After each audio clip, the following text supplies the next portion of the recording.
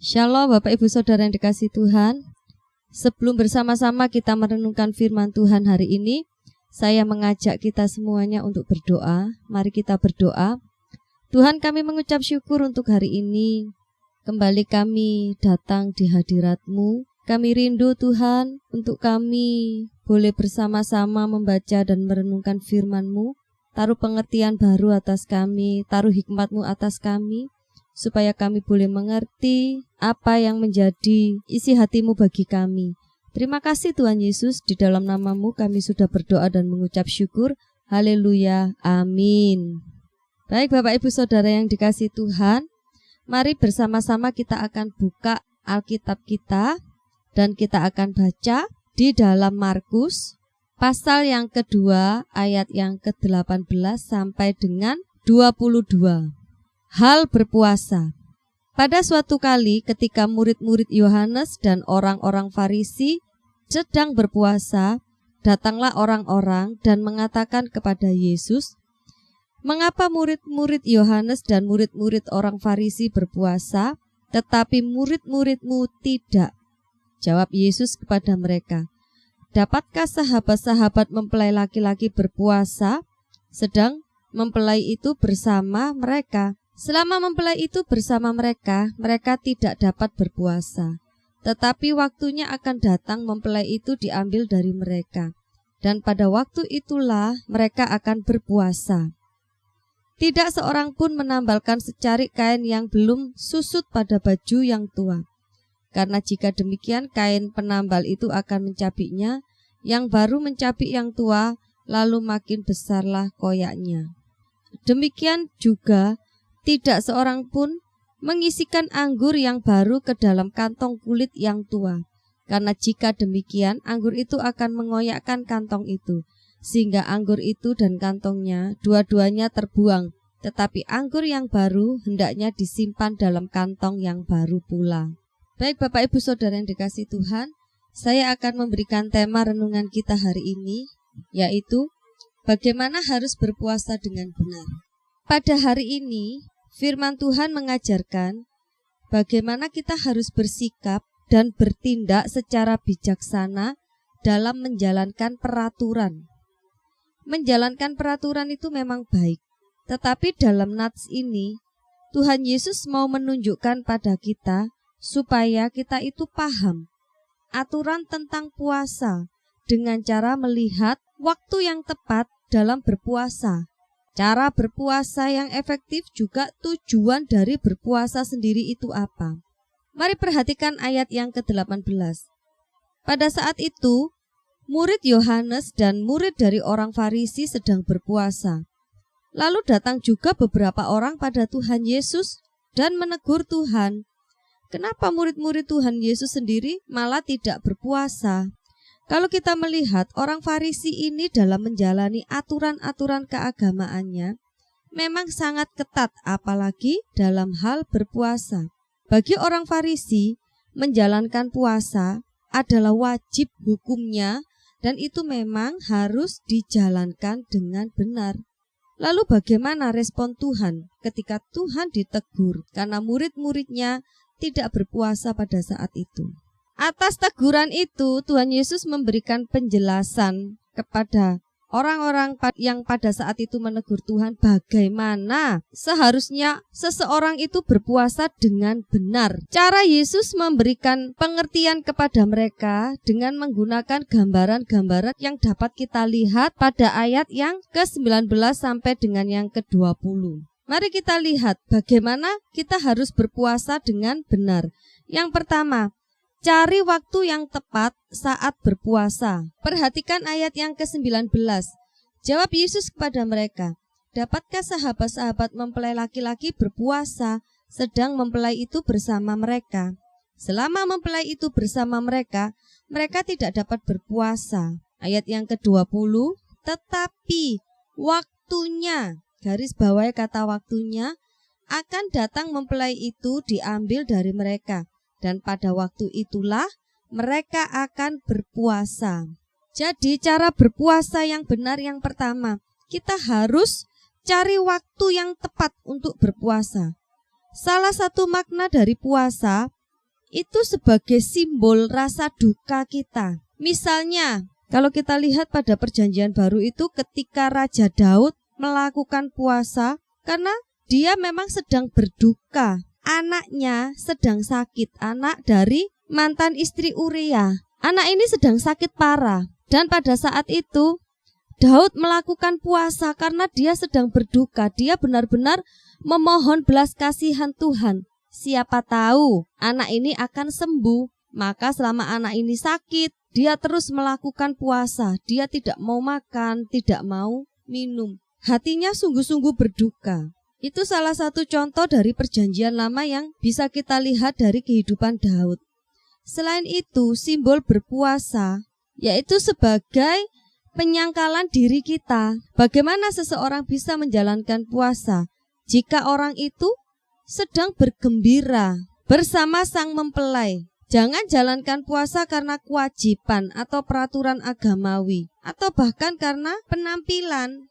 Misalnya aku ingin tampil keren, tapi aku harus sebisa mungkin memiliki tubuh yang ideal. Maka satu-satunya cara yang dikerjakan adalah berpuasa. Jika hal itu sampai terjadi, maka puasa kita tidak akan berkenan di hadapan Tuhan. Kalau kita mau puasa, cari waktu yang tepat.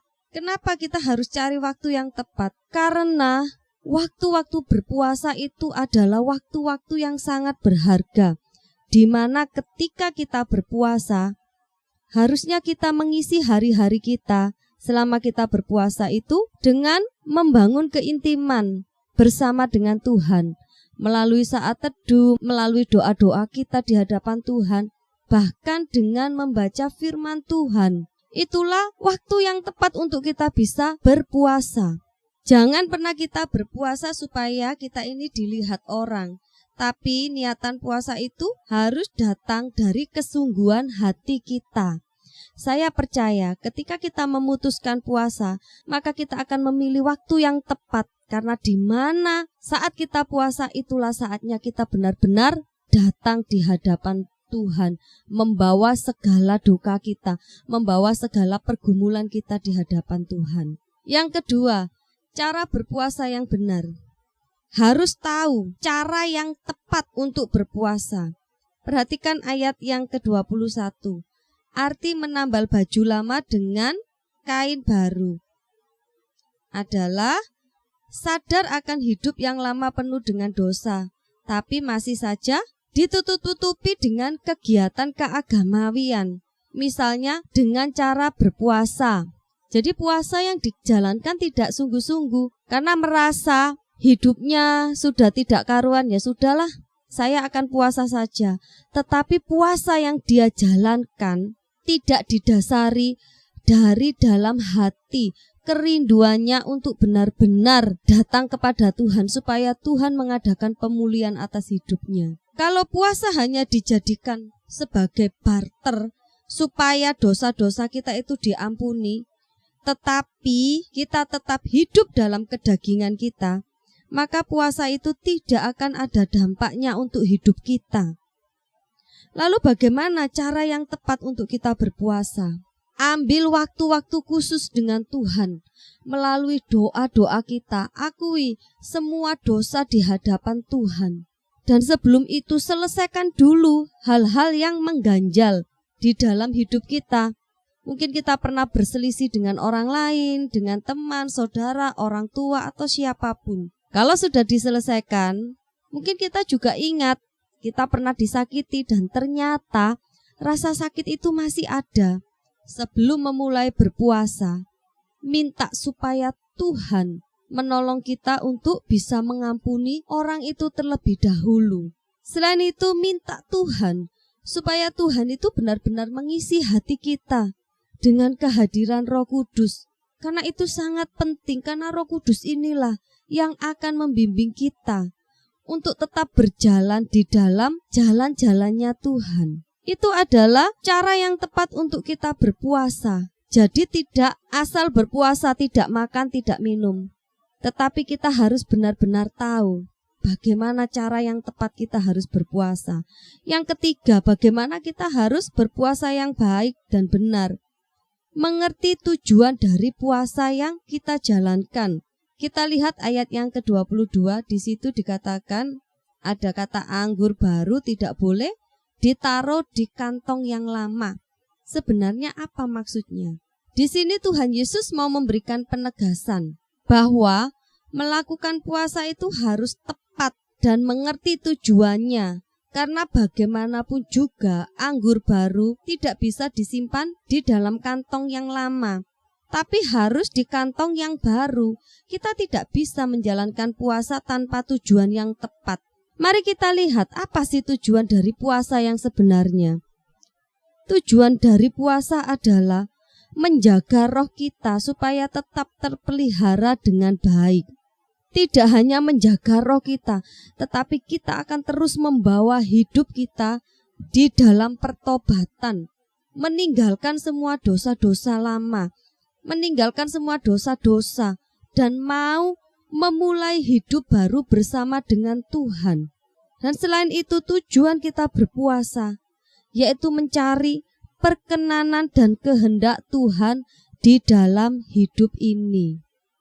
Jadi Bapak Ibu Saudara yang dikasihi Tuhan, bagaimana cara kita berpuasa dengan benar? Yang pertama, cari waktu yang tepat saat kita memutuskan untuk berpuasa.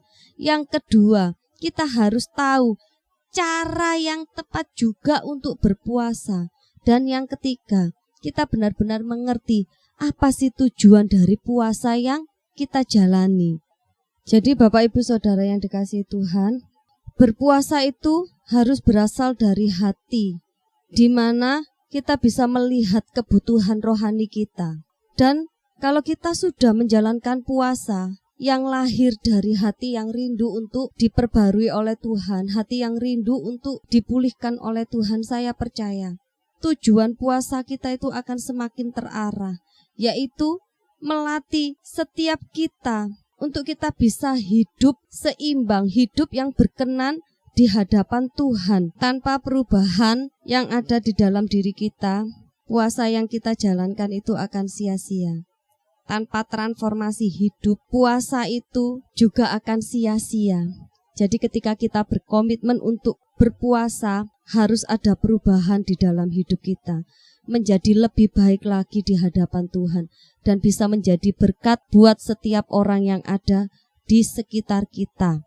Jangan jadikan puasa itu hanya untuk mencari nama, tetapi jadikan puasa itu sebagai perenungan atas diri kita, bahwa kita sadar bahwa kita ini adalah manusia yang berdosa, yang masih membutuhkan dan selalu membutuhkan Tuhan.